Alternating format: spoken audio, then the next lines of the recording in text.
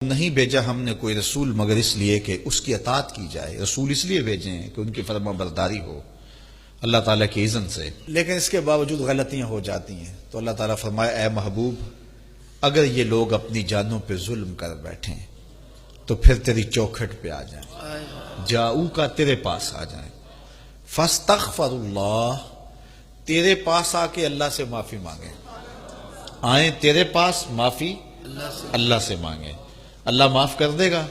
فرمایا واستغفر لهم الرسول، پھر رسول ان کے لیے رب سے معافی مانگے کہ مالک میرے ڈیرے پہ چل کے آگے اب معاف کر دے۔ لَوَجَدُ اللَّهَ تَوَّابًا رَحِيمًا، آئے تھے توبہ کرنے کے لیے، اللہ ساتھ رحمت بھی جولی میں ڈال دے گا۔ کیا میرے نبی کو ساتھ لے آئے ہو، توبہ بھی قبول کی اور رحمت بھی نازل کی۔ اب حضرت عمر رضی اللہ تعالیٰ عنہ کے پاس وہ مقدمہ لے کے وہ یہودی اور منافق آ گئے، تو حضرت عمر رضی اللہ تعالیٰ عنہ نے کہا اپنا مقدمہ سناؤ۔ تو اس منافق نے کہا یہ ہوا، ساری کہانی سنائی۔ اب یہودی کی باری آئی، کہا ہاں بھائی تو سنا۔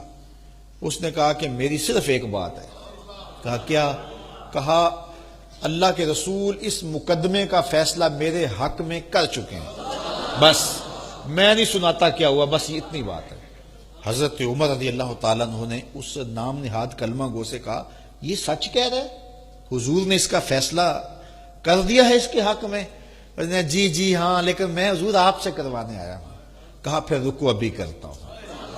آپ اندر گئے، جب واپس آئے تو ہاتھ میں تلوار تھی، تو حضرت عمر نے اس منافق کی گردن کاٹتے ہوئے تاریخ ساز لفظ کہے ہا کازا اقدی لمن لم یرد بقضاء اللہ ورسولہ، جو اللہ اور اس کے رسول کے فیصلے کو نہیں مانتا، عمر کی تلوار اس کا فیصلہ ایسے ہی کرتی ہے، اس کی گردن کاٹ کے رکھ دی۔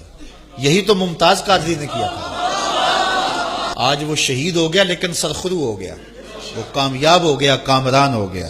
جس دھج سے کوئی مقتل میں گیا وہ شان سلامت رہتی ہے، اس جان کی کچھ پرواہ ہی نہیں، یہ جان تو آنی جانی ہے۔ تو وہ مارا گیا۔ جب قتل کر دیا گیا تو جو اس کے عزیز تھے، رشتہ دار تھے، وہ حضور علیہ السلام کے پاس احتجاجی جلوس لے کے آ گئے کہ ماورائے عدالت قتل ہو گیا۔ عمر نے ماورائے عدالت قتل کر دیا۔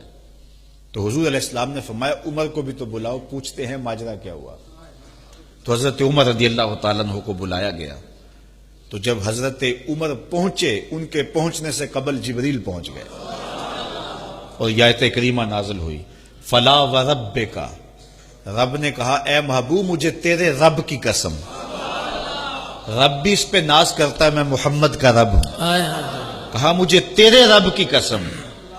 یہ تو کہتے ہیں کہ ایک کلمہ گو کو، ایک مسلمان کو مار دیا، مجھے تیرے رب کی قسم اتنی دیر تک کوئی شخص مومن ہو ہی نہیں سکتا حتیٰ یحکموک فیما شجر بینہم، یہاں تک کہ حاکم بنائیں آپ کو ہر اس جھگڑے میں جو ان کے درمیان پھوٹ پڑا۔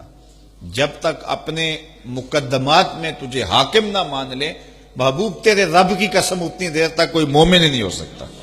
ثم لا یجدوا فی انفسہم حرجا مما قضیت، اور پھر جو تو فیصلہ کر دے، یہ نہیں کہ صرف قبول کر لیں بلکہ دل میں بھی کوئی کجی محسوس نہ کریں، اسے دل و جان سے قبول کریں۔